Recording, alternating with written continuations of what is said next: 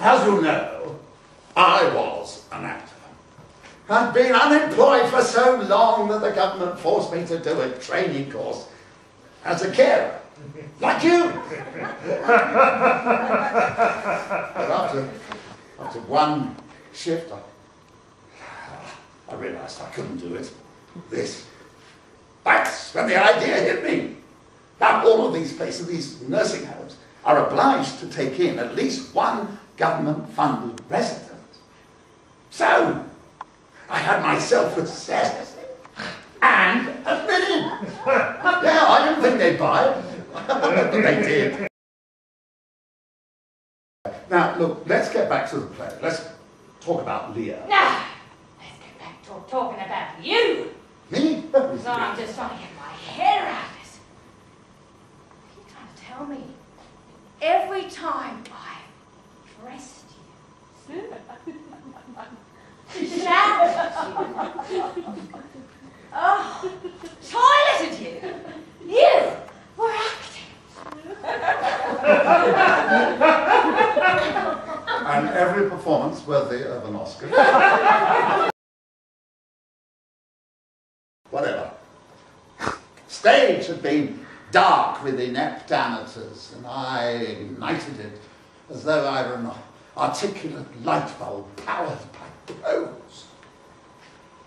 But that was the fool. And now I'm being thrown a hook, baited with the king. And they've rejected Geoffrey. Well, you know, ever since I returned to Australia, every major role I went for, Geoffrey Rush secured. Everyone. So if they said no to him, this must be a quality production. You! Wallace Wood finds the bard's true voice. Tonight, Wallace Wood stole Lear from the great actors of our time and made him his own. Oh, yes, about this. So tell me, Wallace, is it true that after redefining one of the greatest plays of all time, you're now taking calls from Hollywood? Well, I hate to brag, Michael, but there is some sort of bidding war going on, but you'll have to ask my agent about that. But all this is possible, Rupert, when you perform at the Malthouse. I played a murder victim in Division 4. A witness in 2 episodes of homicide. Oh! And I once spared my bum at a party in number 96. Now, if I'd been 30 years younger, you would have recognised it.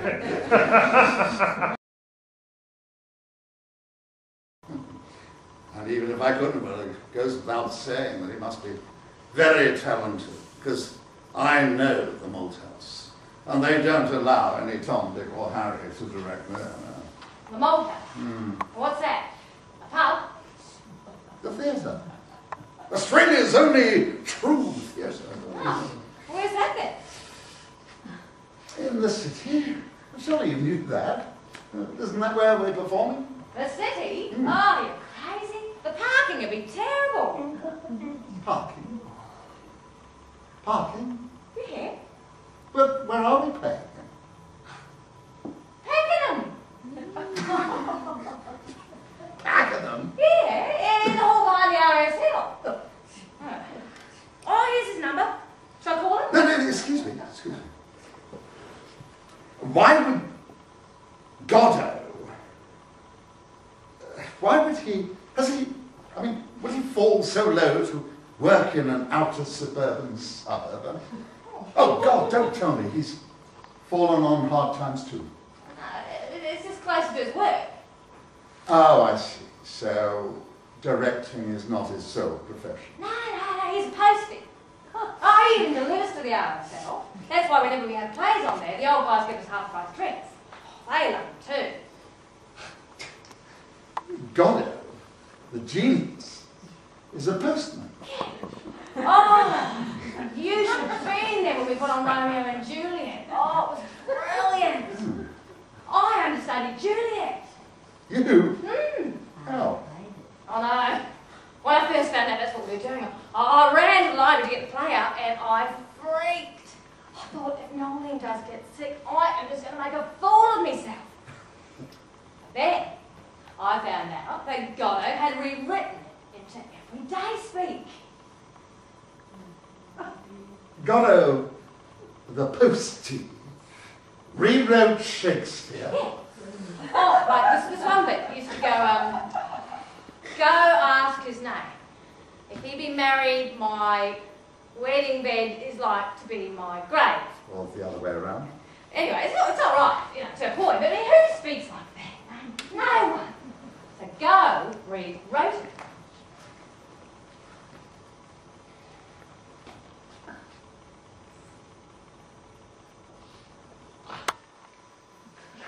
Oh, he's gorgeous. Go ask his name. And if he's single. Because if he's not, oh, I'm rooted.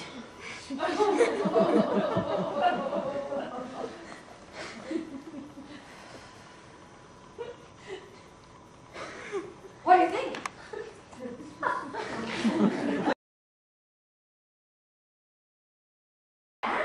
Not only words. Words? The audiences loved it.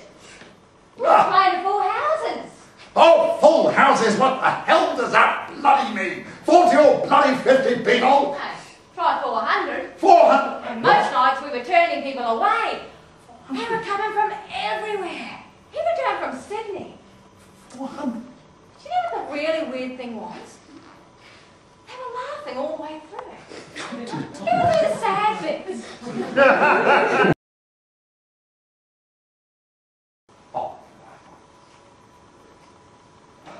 What's wrong with dreams, Rupert? Can't one turn up just once in your life that matches exactly the blueprint in your head?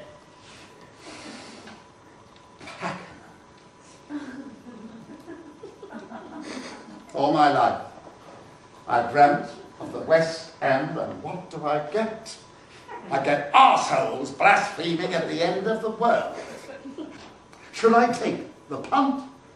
Open my wings, see if they're strong enough to fly, and then go on to a... Yeah, who am I kidding? If I left this place,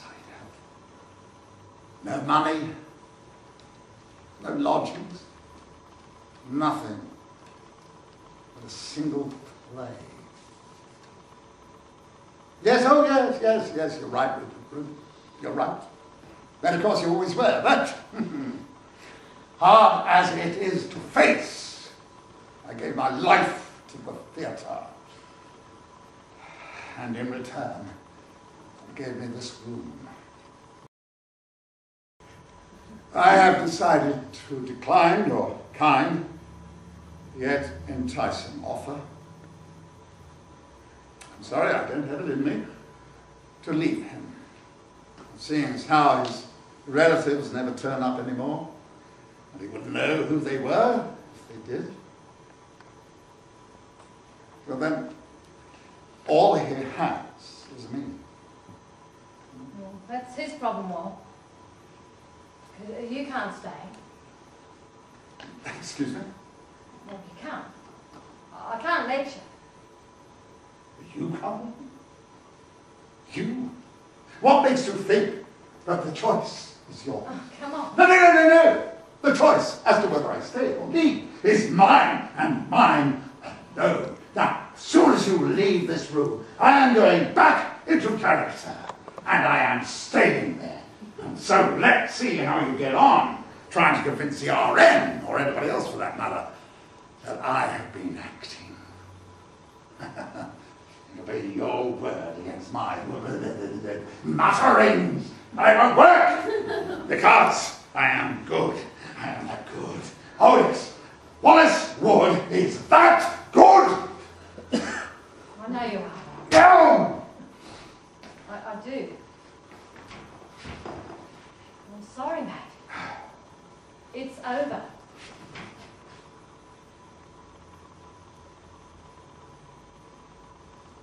I am a very foolish and fond old man. 80 and upward. Yet to deal plainly, I fear I am not in my perfect mind.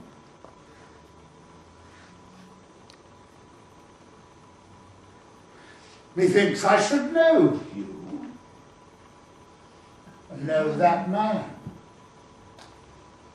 I'm doubtful, for I am mainly ignorant what place this is, and all my skills remembers not these garments, and I know not where I did lodge last night. Do not laugh at me, for as I am a man,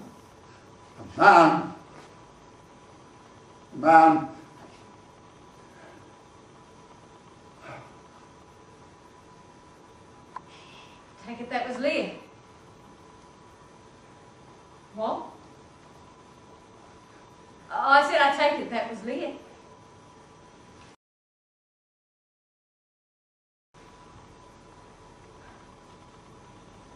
So that's it, is it?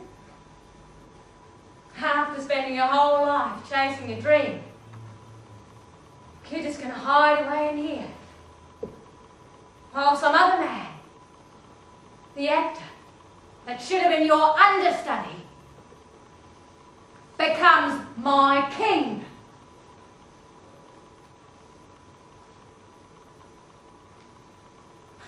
What do you think I was going to do?